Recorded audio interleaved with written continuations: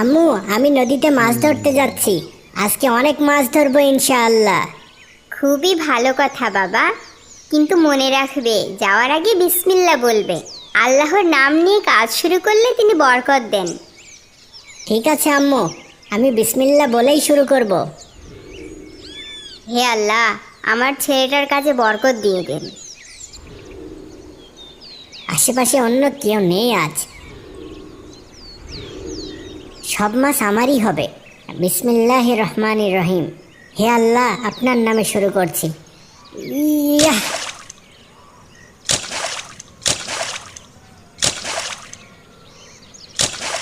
এই তো মনে হচ্ছে একটা বড় মাছ ধরা পড়েছে। বাহ, সুন্দর একটি মাছ ধরা পড়েছে দেখছি। আলহামদুলিল্লাহ, বিসমিল্লাহ বলার জন্যই নিশ্চয়ই এত তাড়াতাড়ি মাছ পেয়ে গেছি। আম্মু নিশ্চয়ই খুব খুশি হবেন। যাই, আজকে এই মাছটা নিয়েই বাড়িতে যাই।